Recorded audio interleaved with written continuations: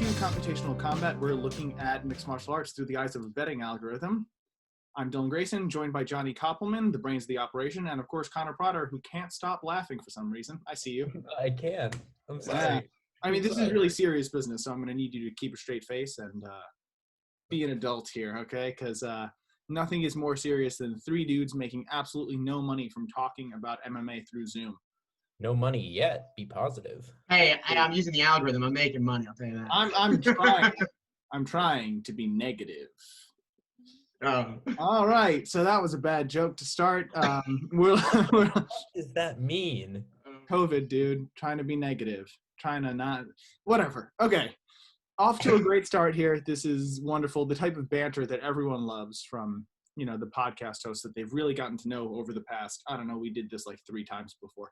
So we are looking at UFC on ABC this coming weekend, Max Holloway versus Calvin Kattar, a 3 p.m. Eastern time main card. So back at Fight Island, UFC is back, and we're starting off, I would say strong, but we're not starting off strong because on the prelims we have 2 guys who are making their UFC debuts. At 145 pounds, it's Jacob Kilburn versus Austin Lingo. I don't know anything about these guys. I tried to look on their Tapology pages, didn't really get much relevant info. I'm assuming that the algorithm has nothing because they're both debuting. Is that correct? I don't think they're debuting. They've each had a fight. They each have? Yeah. one of them Jacob lost Kilburn to lost to Billy Quinton. Yeah. Wow. Okay, so great start by me. That's wonderful. Yeah, Dylan, you did mention that you weren't the brains of the operation, in fairness. Right. I'm not. I'm just the mouth. Yeah, but both are coming off a loss. Does anyone, Connor, do you know about either of them either? No, I think the only thing that I could really say is that I think Billy Quarantillo is probably a better person to lose to than Yusuf Salal. But without having seen the fights, I can't say who is the better, who looked better in their defeat, Right. Yeah, so this is where the algorithm comes huge. But so the algorithm has Austin Lingo as a 56% favorite. Right. That's like barely a favorite. He's barely a favorite, but most of the books have him as a heavier favorite than even that. So the algorithm is betting 69 cents to your dollar for on Jacob Kilburn, our underdog, the algorithm's underdog due to value. So just for anyone that hasn't seen the way we do things before, the betting algorithm spits out a percentage of your betting fund to bet. And just as a way to simplify for talking about the podcast, we talk as if you are willing to bet $100 on a card. Obviously, that's not the case for most people, but it's just an easy way to give a nice round number. So if you had $100 that you were going to bet, it says you would bet 69 cents on Kilburn. So it's 0.69%, yeah. Yeah, it's really not telling you to do much. Okay. No. So moving on from that thrilling fight to women's bantamweight here, Sarah Morris versus Vanessa Melo. So Morris is 3-5 in the UFC, I believe, and then Melo is 0-3 in the UFC. I guess Sarah Morris. Loser gets cut, right? Can they both get cut? It's a pandemic, dude. Don't do that. They need their jobs. We're 3 people who have never stepped foot in a cage, and it almost feels like a dick move to be saying this. But yeah, this is a rough fight. I don't mind the idea of the loser getting cut here. Yeah, realistically, I think it's the bottom shelf of women's bantamweight, which is probably the worst division in the UFC, by a wide country mile.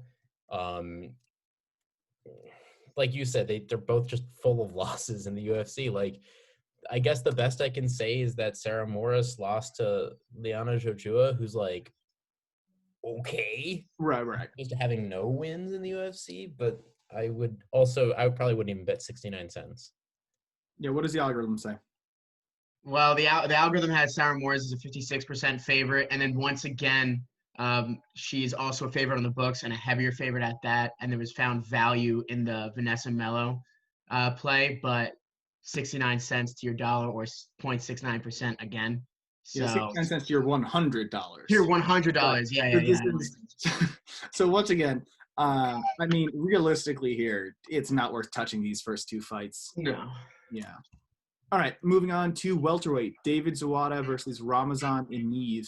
I feel like Zawada's had a higher level of competition looking through his previous fights, but Emeev's only UFC loss is to Anthony Rocco Martin, and Rocco Martin's relatively legit. Welterweight's a stacked division. Rocco Martin's not like super high up there, but I think he's pretty good. So I'm going to go with Ramazan Emeev. Connor? Conflicted. I don't know. I mean, this is a good fight, right? Emeev and Zalal. Zawada, not Zalal. I was thinking Yusuf Zalal from earlier. They're both good. They're both good fighters. This is lightweight, right? This is welterweight. Welterweight. Okay, yeah. Solid division. I think the only thing that I'm really not that crazy on is that Emeev hasn't had a single finish in the UFC, right? All of his fights have been since he hasn't had a single finish since 2016. So he's almost going on 5 years without a finish. Zawada, while having lost to worse competition in some ways, at least he's finishing his opponents. I think I'm going to take the finisher in this one. All right. Yeah, so this is seen as almost 50-50 with Ramazan Emeev as a 51% favorite. However, there's value in the Zawada pick on the books because Emeev's a higher favorite than we have. And it would bet $1.39 to your $100 or 1.39% of your fund. All right, so that's interesting. It's basically calling it as even as possible, but the books don't see it that way. Yeah, which they never will because people always have opinions. Right. So we are moving on now to heavyweight. Justin Tafa versus Carlos Felipe, not sure. Why is this the one I can't pronounce, right? Out of everything. So Felipe has more experience, right? And he beat the guy that sent Tafa's corpse flying across the octagon, if anyone remembers that.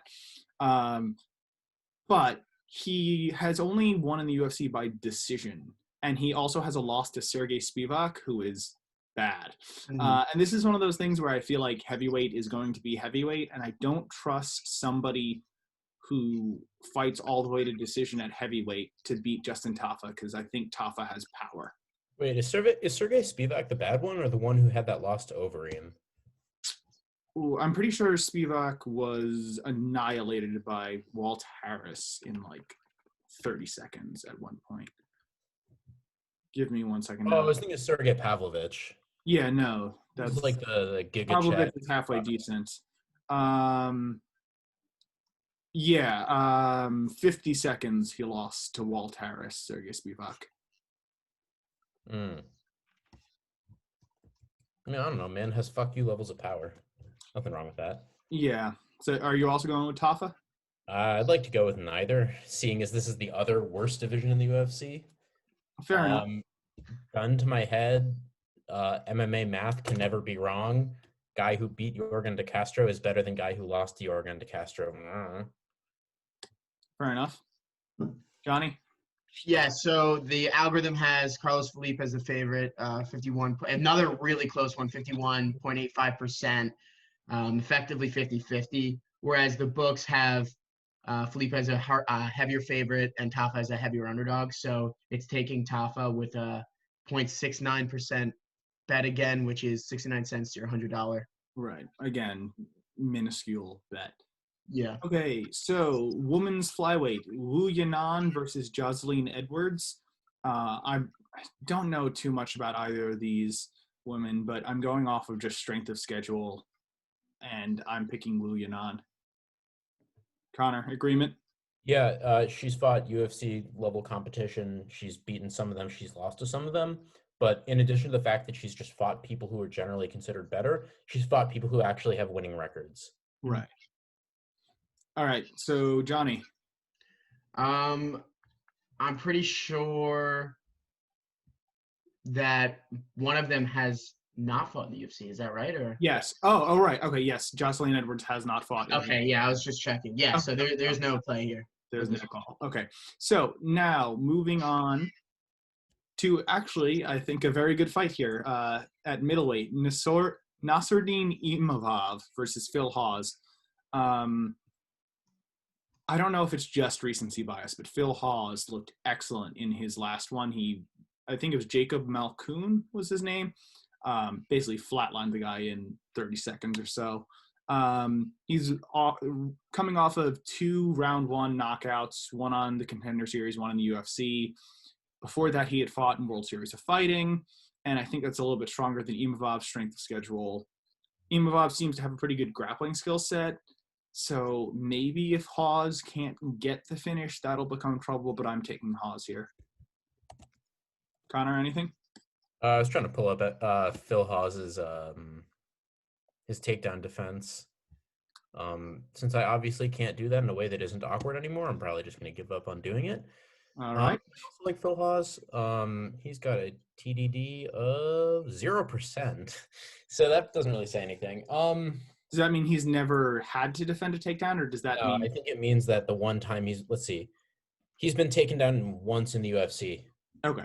And it was one attempt. Right. Okay. So doesn't really tell you anything. I don't know. Phil Hawes probably, like you said, he's on a hot streak. He's looking nice.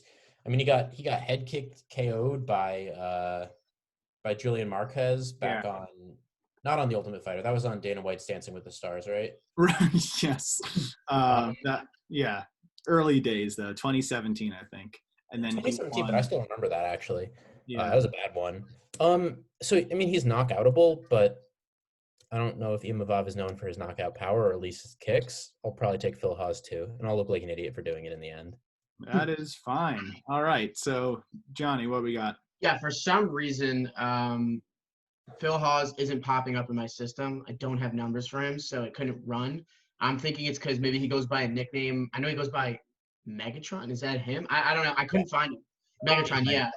Yeah, I couldn't find him in my system. He might be under another name. So if I find that at some point, I'll let you guys know. But as of now, I can't find him. That is interesting. All right. So moving on now, we are headed to the main card. So one thing that I want to do here is actually get another perspective in there. So I am going to be going to the Verdict app for each of these fights and looking at the way that the Verdict app has the most popular pick in the world. So if anyone's not familiar, Verdict is an app where you can score MMA fights, and it kind of exists solely for people to be like, oh, the judges are dumb because they got it wrong. And also it's a way to bet without like actually betting real money. I think it's really fun. I do it for most UFC cards. And yeah, I just think it's a great time. And I think it's a great idea because oftentimes the judges really do get it wrong. And if the entire world scored a fight one way, if all of the fans are in strong agreement, then there's, the argument that judges were dumb this time. So I like it. I know that multiple UFC commentators have actually gone on their podcasts and called out Verdict as like this really neat thing. So yeah, also not a sponsor. We don't make any money on anything. I just genuinely use this app.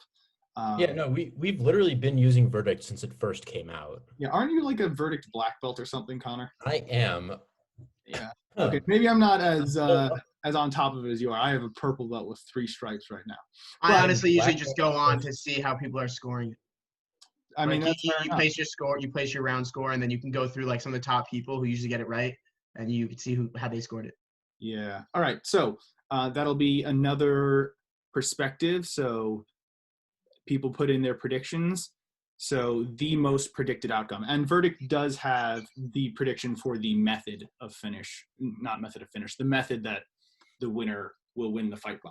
Yeah, so for the first fight, the pronunciation is going to kill me. So at middleweight, Punahele Soriano versus Dusko Todorovic. So both of these guys are undefeated. Both have wins on the Contender Series and in the UFC. Soriano has 3 less wins overall, but he's fought in Titan FC and LFA, which are both decent promotions. Todorovic has 3 more wins, but not in a particularly notable promotion. This one I feel is pretty tough to call. I like Punahele Soriano, but the Verdict app has the most common pick in the world as Dusko Todorovic by decision. So I have two things to say. One, did you know that Dusko Todorovic has a win over Michel Pereira? And two, did you know that Michel Pereira is only 27? Okay. Yeah, he looks like 35.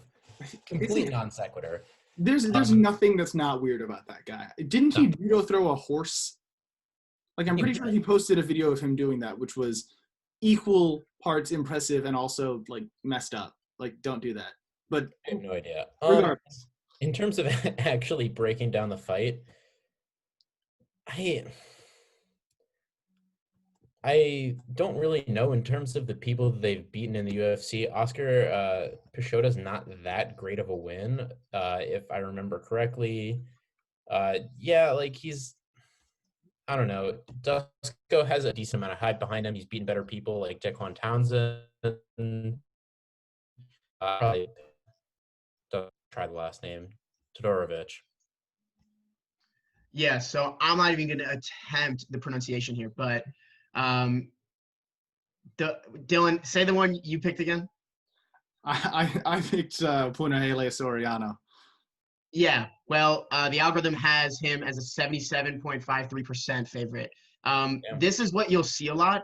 People usually, and now this is statistics, is like statistically proven through my system. People usually get on verdict, will get the first fight or second fight, like when two fighters are new, they'll always usually get that wrong because that's purely hype based and he say, she say. So the algorithm is actually pretty accurate with these ones.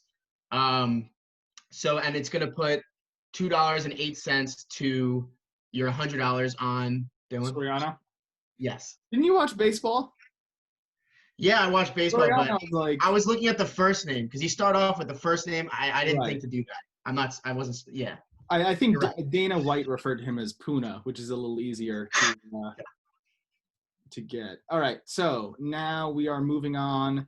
Speaking of people voting based off of hype, Joaquin Buckley versus Alessio Di Chirico at this is 185, correct?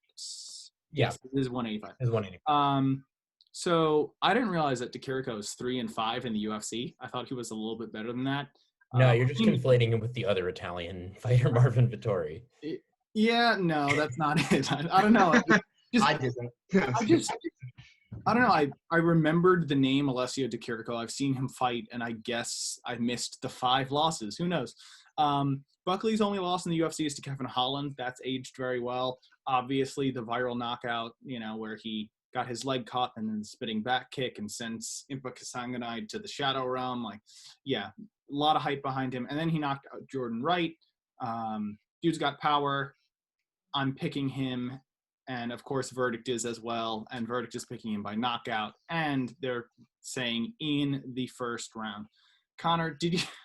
Wow. Connor has just sent me a link to a fighter on Tapology named Portland Pringle III. So thank you for derailing the podcast. So that we can whoa, you didn't have to look at it during the fights. Okay, my text notifications get sent to my computer. It popped up right in front of my face. You're not disturbed, dude. Be more professional, Dylan. Come on. Yeah, all right. Okay, all right. So in terms of this fight, I pretty much agree. Like, Alessio Di Chirico, he's lost to Zach Cummins. Zach Cummins is just not a very good fighter, in my opinion, from the couch. Please don't beat me up. I mean, like, the best person he's beaten is Julian Marquez, who I like, but I don't think is personally that great. And even that was a split decision. I mean, the most recent win on Buckley's hit list is like not a good win at all, if I remember correctly. Jordan Wright's like not good. Jordan had a padded record like nobody's ever seen. Yeah, I'm gonna take the bricked up muscle dude with knockout power, who's at least shown that he can be extremely active and extremely violent over Di Chirico. All right, and I'm going to assume that the algorithm agrees here. Yeah. Yeah, and I mean, if you look at Di Chirico's, I'm never gonna get that right. If you look at his resume, it's really unimpressive. I don't know why. I mean, I think they're just trying to develop Joaquin Buckley. I honestly think they're just trying to set him up with a fight here because this doesn't make sense to me, but who am I? But yeah, so the algorithm has Joaquin Buckley as a 60% favorite. You'll never be able to beat the hype that the books have him at. Right. So there's actually a lot of value in the Kiriko, or not a lot, a little. So 69 cents to $1. It kind of seems like, or to your $100, it seems like the trend here, because a lot of these fights seemed to be hype driven, leaving value on the underdog. Right. And that's kind of like a lot of the theme we're seeing. But yeah, that's what we see for this one. Right. I will say one thing. I actually do think this is pretty reasonable matchmaking. Like, if you look at the division they're in, it's not middleweight's got like modest amounts of depth to it, but Buckley has wins over two guys who are definitely not ranked and definitely didn't deserve to be ranked. Like, they're, like well below the top 15, like maybe top 30. DeKiriko's maybe like the top 20 kind of area. So like, I think it does make sense if you're trying to build someone and feed off of their hype with big knockouts over unranked competition. Yeah, I was listening to Aljamain Sterling's podcast earlier this week, and he actually dove into Jordan Wright, because he was like, oh, Joaquin Buckley just had this knockout, but like, look at his last opponent, like this crazy padded record. And Aljamain Sterling put on a little bit of the tinfoil hat, but I agree with him here that the UFC gave someone with an impressive looking record for Joaquin Buckley to kill. And you'd be like, whoa, Joaquin Buckley just knocked out somebody who's undefeated, totally ignoring the fact that he had been knocked out and that knockout loss was overturned for weed. So, yeah, but also that's changing now. The UFC and USADA have come out and said something about marijuana is no longer going to be like an issue when you test positive. That was just today. So that's actually a pretty big change, and something that I'm very happy about, because it would be nice if they would retroactively go through the people they fucked over because of that. Like, who's the wrestler dude now? Matt Riddle? Yeah, he's not coming back, but yeah. Dude, they got Nick Diaz bad. I need some retribution for that. Well, that fight's a no contest either way, because Anderson Silva popped for roids after that one. No. He's also talking about the Gogo. Talking about Takanori Gomi. Wait, who is it? Yeah, no. Takanori Gomi. Right, but that wasn't in the UFC, so that doesn't matter. Wait, isn't this just about in general is this a UFC rule, the marijuana thing? Or is this Nevada? I don't think it's Nevada State Athletic Commission. So okay, that makes more sense then. Also, was that fight at the Pride Las Vegas show, or was that in Japan? No. Okay. It was Pride Las Vegas. Gotcha. I don't know if NSAC's going to jump on board with it, but... Or at least I think it was. Let me take a look. No, I think that was in Japan, Takanori Gomi one. Well, regardless, we are getting way off track here. Yeah. When the contracts literally say get juice to your tits. Yeah. This is a pro Nick Diaz corner right here, though. All right, getting back into it. Somehow not the co-main event here. Santiago Ponzinibbio versus Li Jingliang in the Battle of the Cheaters. Yay! Both of these guys in Las Vegas. Absolutely egregious cheating in previous bouts, but they're both actually very talented fighters. Despite the fact that they're cheating scum, and I hate them. Yay. All right, so... It's a pretty short set. Not biased. Totally unbiased commentator here. So, Ponzinibbio has better wins, in my opinion, but he's also been out for 2 full years. So I'm not like a firm believer in ring rust being a genuine thing. However, I am a firm believer in if the injury's not completely healed, like why was he out 2 years, and is that something that he has fully recovered from? Provided that Santiago Ponzinibbio is healthy and has gone through a full training camp, which he's gone through a full training camp. Provided that he's healthy, I think he takes it. He's got a massive size advantage. He's huge for the division.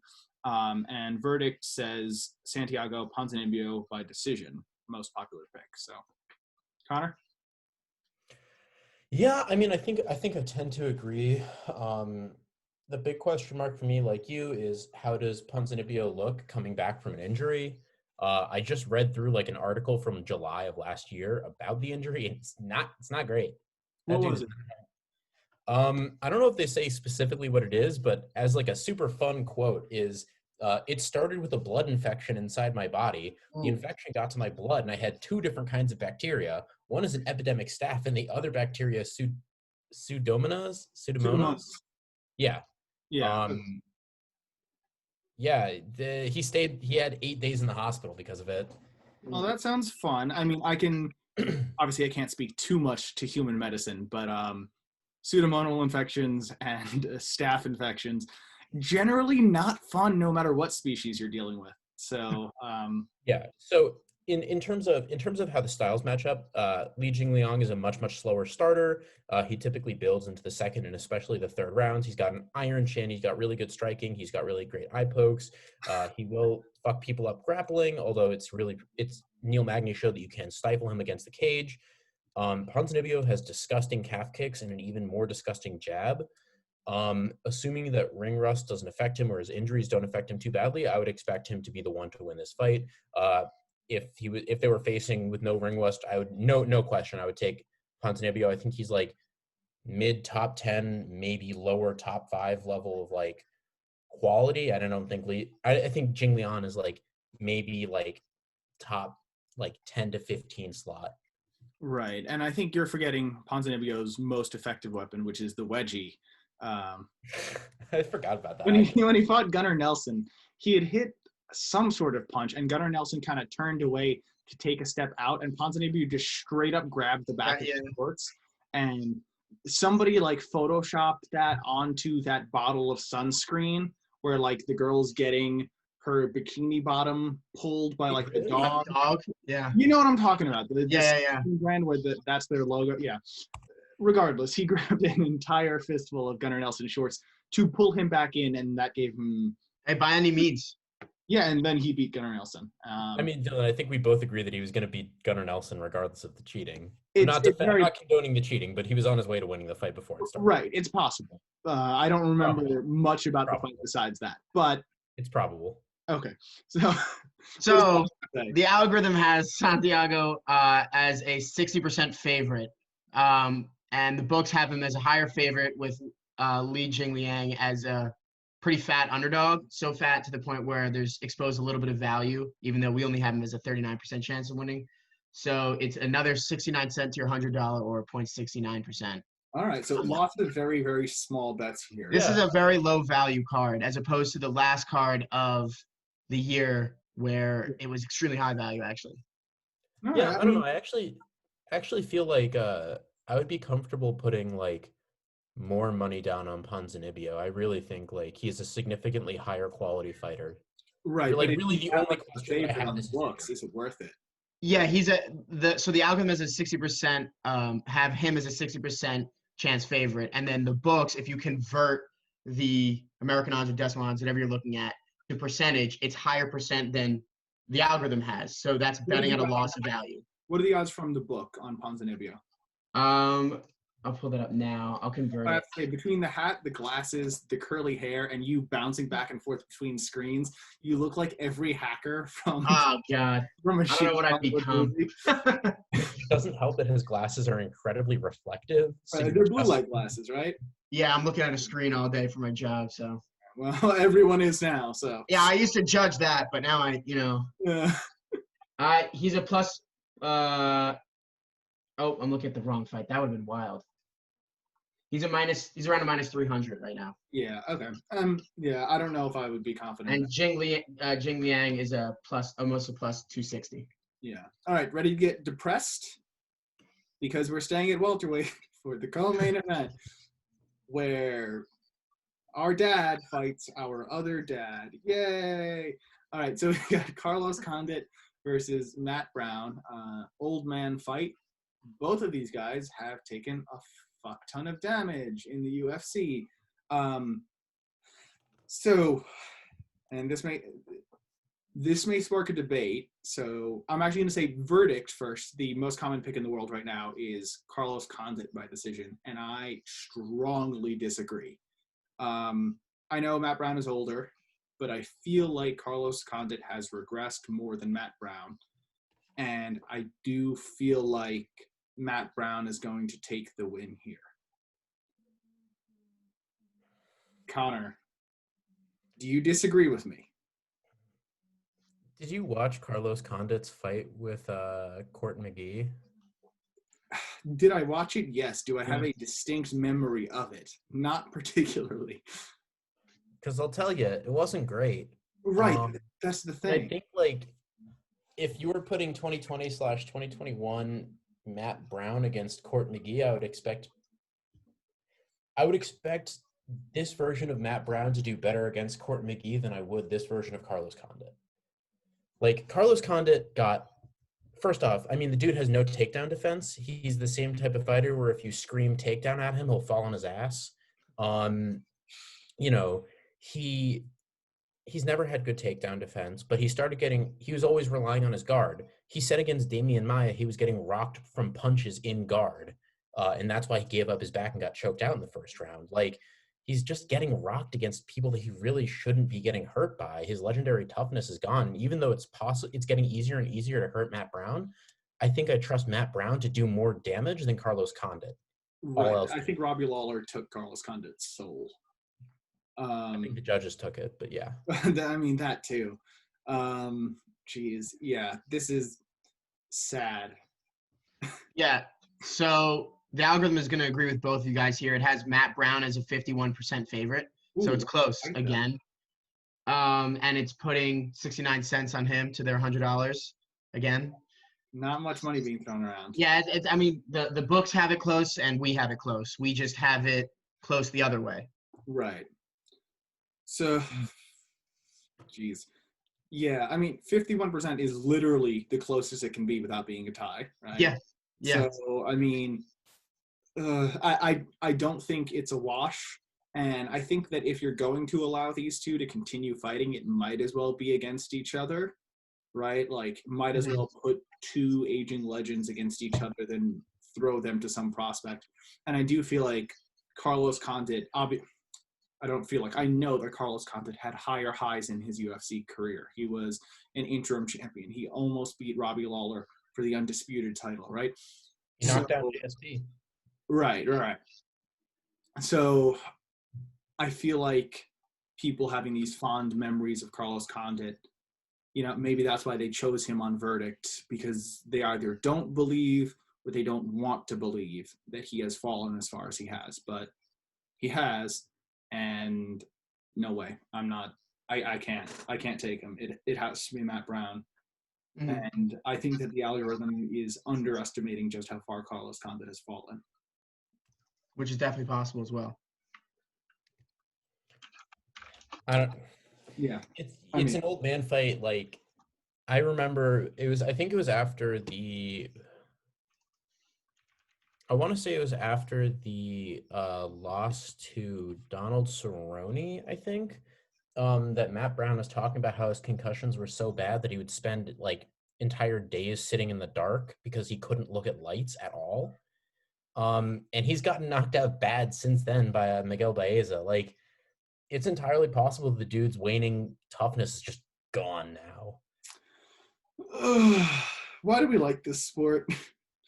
This sport is a bad thing. All right, on to the next one.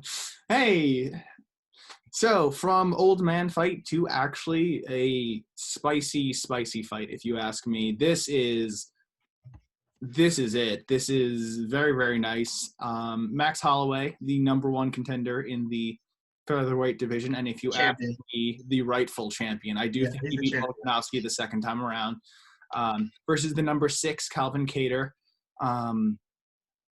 Max Holloway's tough as hell. Calvin Kattar's got excellent boxing, right? But I don't think he can knock out Max Holloway. And Max Holloway has shown that over the course of a 5-round fight, he can put in significant amounts of volume. So I'm just double checking because I'm pretty sure. Yep. No surprise that verdict has Max Holloway by decision as the most common pick. I agree with that. I think Holloway's going to get it done. Yeah, I think he's the rightful champ. Sorry, I didn't listen to a single word you said because I was pulling up I was trying to find my score on verdict for Holloway Volkanovski too. I ended up scoring at 48-47 for Max. Yeah. It was a close fight. I don't really think it was close enough to be, or I don't think it was clear enough to be like robbery. This person should have been the champ. But either way, like, what does Max look like after this? You know, like he went from a dude who was like really good at taking his loss to like Conor McGregor back in the day, or Dustin Poirier, or either time to Dustin Poirier. Yeah. So like he just kind of seemed really upset and salty with the losses to Volkanovski. I don't necessarily know where his head's at. But outside of that, like stylistically, the way that he builds over time should provide really well against someone like Calvin Kattar, who also builds but doesn't necessarily do it as quickly. The only real thing for me is Dustin Poirier was able to scare Holloway off with extreme, like just bursts of power. Kattar hits like a truck. Kattar hits really, really hard. It's entirely possible that like you get something similar but not equivalent to the Poirier fight where Holloway builds, and gets stung with nasty counters and has to start building all over again. This is going to be a really good fight. I think I'm probably going to take Holloway as well. But I wouldn't be surprised at Kattar winning this, just scraping through 3 rounds. I don't think he's going to finish Max, but like, I'd buy it. I'd buy a scenario where Kattar can win this. Yeah. Sorry, I'm just going to jump right in. Looking now back at my own verdict score, I had given Max Holloway in the second fight rounds 1, 2, and 4 for a 48-47 win. So yeah, same. I had given Holloway the win as well. And I remember, I think the total on verdict had Holloway winning as well. Yeah, clearly so. Posting. It wasn't close on verdict, but yeah, fan favorite, that may play into it a bit. And that's what you could see. I mean, even I think that was one of the first fights where even a lot of the analysts were coming out and voicing their opinions, even though they're signed by ESPN and they have to be a little more wary about, talking out against judges, because you're starting a storm there when you do that. And I think most of them even came out and voiced their opinions. However, this has Max Holloway also as the favorite. He's a 65% favorite here. And it's throwing 69 cents on Holloway to $100 because the books have him almost as the exact same, if not a little less of a favorite than the algorithm does. So it seems that the books kind of agree with the algorithm. Something interesting also is, I mean, we all know this, but Calvin Kattar, I think his real impressive win is his last fight, Dan Ige. I feel because Jeremy Stephens, he's coming off a loss and he didn't look that great in that fight anyway. And then he lost to Zabit before that. And Zabit's great, so I'm not going to hold that against him. But I really just think Max Holloway, I think if he beats Max Holloway here, he's the real deal. I think this is a big fight for him, and I think it'll show a lot. I see Max Holloway coming out, though. I feel like you're majorly underselling Jeremy Stephens. Like, the dude for sure is, defined by having the most losses in the UFC. But I think Stephens, even on coming off a loss, is still a way better win than Dan Ige. The only reason why Stephens looked bad in that fight is because he got knocked out. Ige was coming off like a 7-fight win streak. He was pretty dominant. I know it's a different caliber, but you give him the fight over Barboza, and do you really think that any of his competition was like better than the people that Stephens has been fighting? Yeah. Like, I don't know. I mean, Stephens is also Stephens is in his past. I see what you're saying. He does lose to pretty good competition, but I don't know. I didn't think Stephens looked that great in that fight. Honestly, I thought I've seen him look better than that. Maybe it was a stylistic matchup, but I just didn't think he looked that good. I don't know. I think like if you really want to pick apart Ige's wins, like he has the win, 2 split decision wins, one of which I don't think he beat Barboza in the slightest. He got fucked up repeatedly in that fight. The Mirsad Bektic win has aged horribly. Then his other wins aren't that great. And even though Stephens says, he's lost a lot, like Josh Emmett, Duha Choi, Gilbert Melendez, or no, not the Gibler fight. I don't know. He's fighting, and even though he's losing a lot of them, more than half of them, he's still fighting and being competitive with better people, I think. I mean, that's also true. That's something you definitely have to look at as well. So just look at like how Andrei Arlovsky, for example, has stayed at the top. It's like, is he losing to almost everybody? Yes. But is he beating prospects who have wins over nobodies? Yes. Right. Yeah. I mean, Stephens is a gatekeeper at 145, but that is a tough division to even be a gatekeeper in.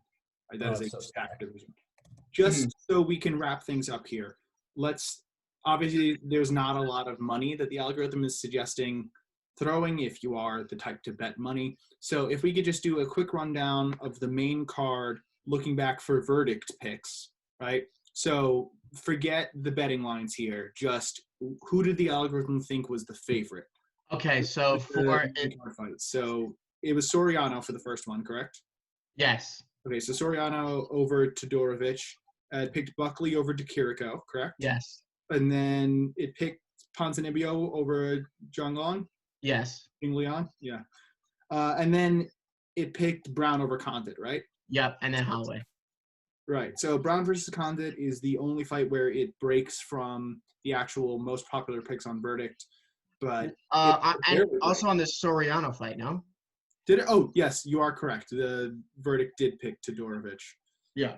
All right. So that is interesting. Not a lot of money to be thrown around with this one, but certainly an interesting card. And after this one, we'll be back pretty soon because there is a Wednesday card, also during the daytime. So that's great if you work or go to school like all of us. All right.